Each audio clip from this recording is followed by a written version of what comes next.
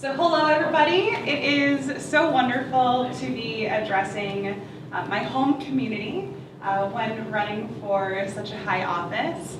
And so I don't need to go too much into my background because most of you who are watching online are watching from Redford, and so you know that I serve on the Redford Union School Board. You know all of the things I do in our community and my background here in civic engagement. So I want to talk about some of my plans for our state. So number one is, the number one issue in this gubernatorial race is Flint and the Flint water crisis. I've been on the ground in Flint since the beginning of 2016. I've been door knocking with local grassroots organizations, making sure that people knew that there was a crisis. I helped here in Redford with the water drive that we sent water to, and I researched and I created a documentary on the Flint water crisis. And I have been lobbying the state legislature and everyone that I can possibly imagine to let them know what happened in Flint, why we need to fix Flint, and why this is so important. And it's because Flint is the canary in the coal mine for all the other issues in our state. Currently, 43% of the counties in our state have children with lead poisoning.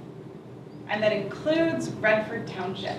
We have children who are lead poisoned here in Redford and across Wayne County and across our entire state. We have a growing crisis of PFAS or PFAS that is a contaminant that has been used in tanneries, firefighting foam, and that is expanding around our state too. We've recently found cancer clusters on the west side of the state. People in northern Michigan have been fighting this for a long time. People in Lake St. Clair area have been fighting this for a long time.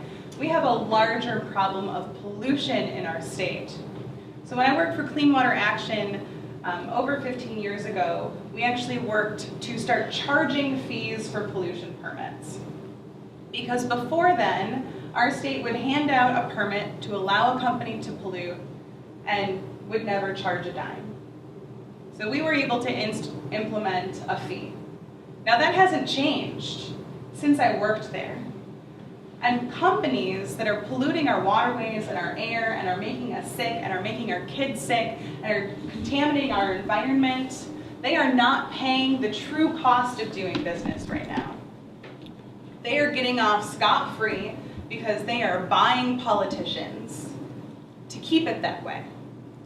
And that's one of the reasons why I'm a Green Party member in the first place, because we don't accept corporate money or PAC money, any kind of PAC money, as a party, not just as candidates, which means that any of our candidates that are Green Party members don't have any other influences except from the people, and of the people, and by the people, and for the people. That is who the Green Party is. And so one of the reasons why I'm running is, of course, because of public education. I've served on the Redford Union School Board for the past 6 years, and people in this community know and have seen the systemic change that we have made in the past 6 years. The amazing things. We have our kids currently working with an aviation specialist who is coming in and doing professional development with our teachers on STEAM and STEM education. And this is something that every single child in the state of Michigan should have access to. The only reason why we were able to get technology into the hands of our kids here at Redford Union is because we got grants to do so.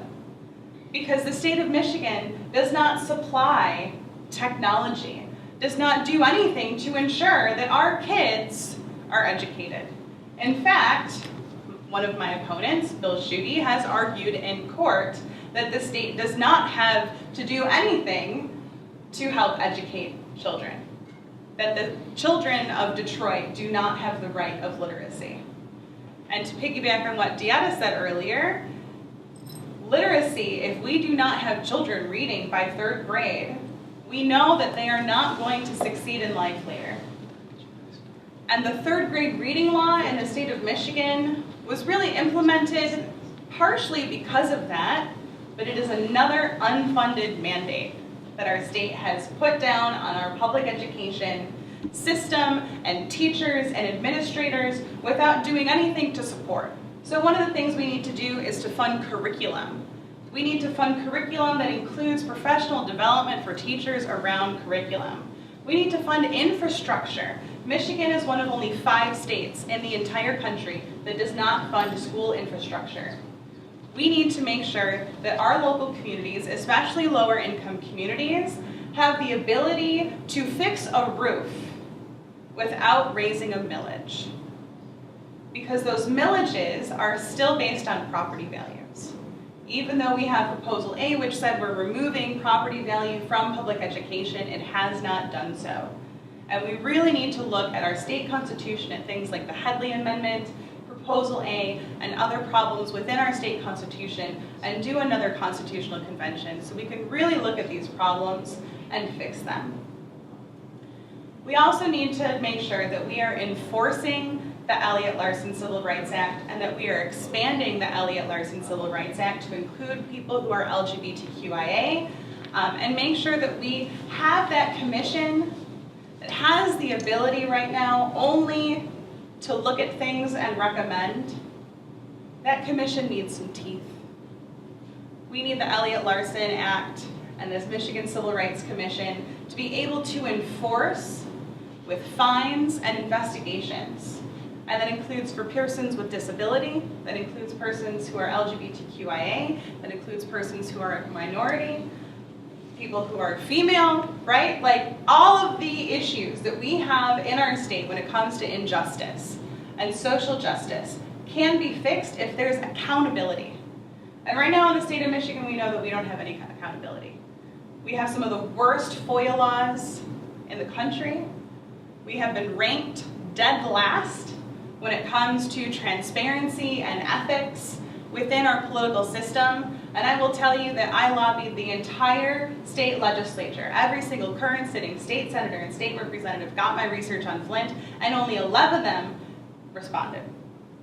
Because Democrats and Republicans are just as culpable in the Flint water crisis, and we know that they are both culpable. Those two parties are culpable in all the other ills around our state for my entire life. I've only seen our entire state get worse. I haven't seen things get better. And I just turned 37 this week. And so when people talk about how, oh, well, we need to change the Democrats this time because the Republicans have had it, or, oh, the Republicans had it, now we need to change over. It just goes back and forth between these two corporate parties, and it gets worse for all of us. And we see the rich keep getting richer, and the poor keep getting poorer, and the rest of us are struggling. So when I talk about a Green New Deal, and what a Green New Deal means to the state of Michigan, I've worked with small business owners, and I worked with small business owners during the Great Recession, people struggling to keep their businesses, people working to keep their homes and food on the table for their families. And we can put people to work with jobs of the future, and jobs of the future are green jobs. Wind farms, solar panels, utilizing the Great Lakes for hydropower. We have the technology available at our fingertips right now. All it takes is a leader at the top to direct the way we need to go. And if we are looking to go the way of the future and to make sure that Michigan has an economy that is thriving in 5 years, in 10 years, in 50 years, we don't have a choice. We need to move in that direction, and we need to support our small business owners. So my name is Jennifer Kurland, and I'm asking for your vote on November 6th. And please vote for all of our green candidates down the ballot, up and down. Vote for every single green person you see because they all stand for the same things that I do.